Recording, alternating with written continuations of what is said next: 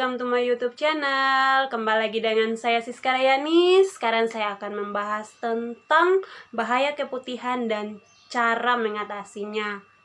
Nah, semua perempuan pasti pernah keputihan kan? Bahaya nggak sih keputihan ini? Terus, bagaimana cara mencegahnya supaya tidak keputihan?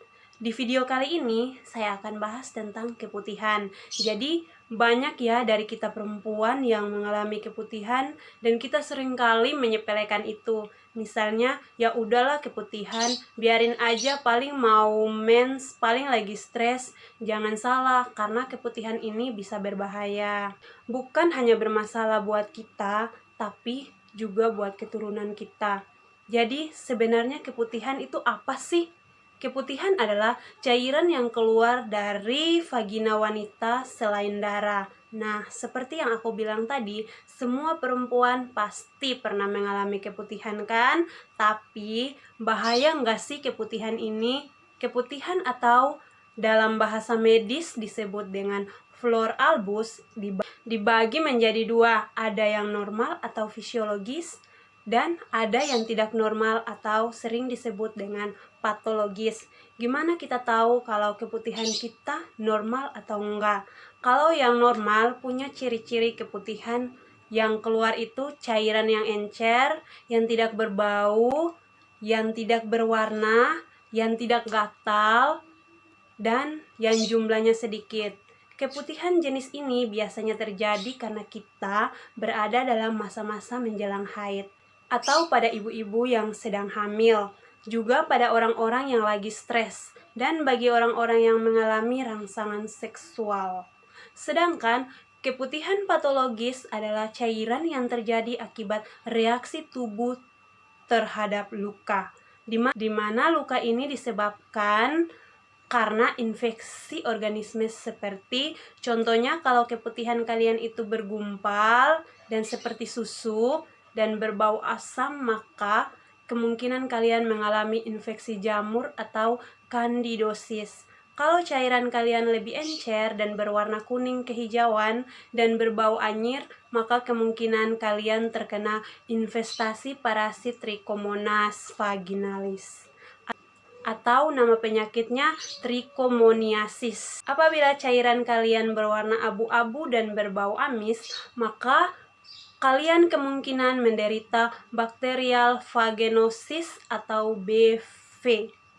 Juga yang perlu kalian ketahui, kalau cairan keputihan itu warnanya tidak jernih, tidak jelas, dan baunya juga tidak jelas, tapi ada rasa panas dan gatal di daerah kemaluan kalian, maka kemungkinan kalian terkena gonore atau infeksi lainnya.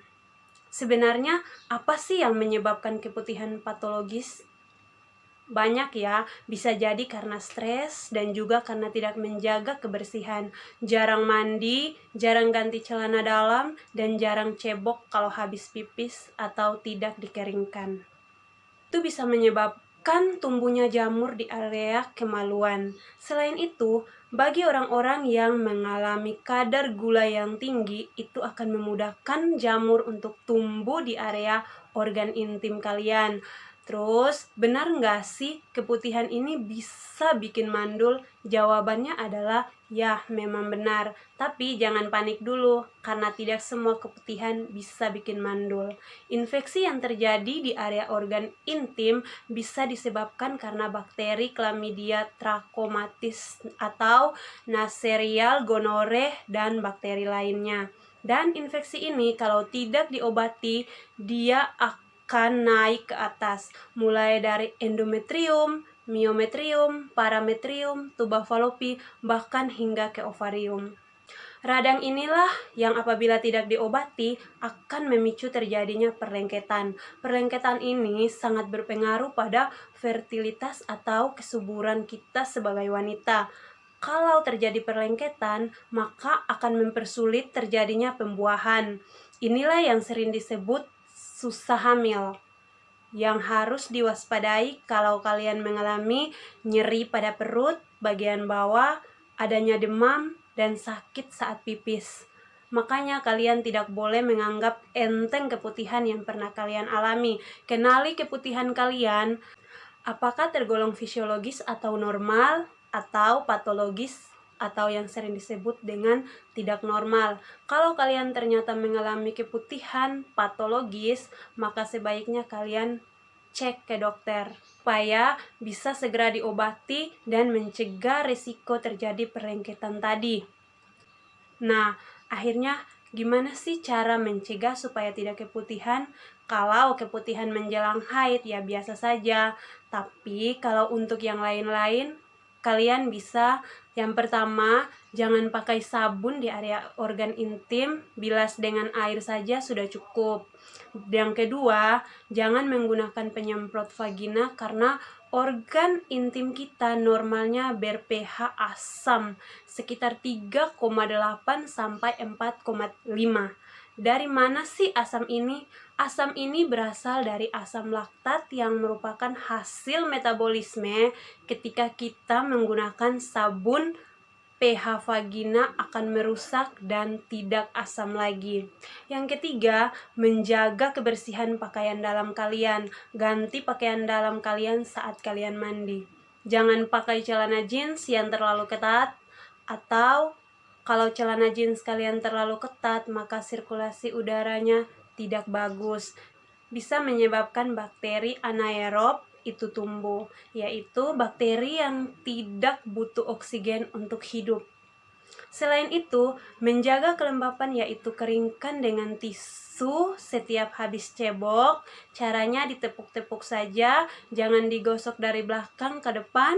Nanti kuman-kuman dari anus bisa ikut terbawa ke area organ intim dan keputihan lagi. Dan yang terakhir, kalau kalian lagi mens, jangan malas ganti pembalut saat kalian menstruasi. Setiap kalian merasa penuh, ganti. Bagi kalian yang darah mensnya sedikit, ganti maksimal 6 jam sekali. Karena kalau kotor terus tidak diganti-ganti, bakteri akan lebih mudah tumbuh. Nah, ini nih calon-calon keputihan lagi.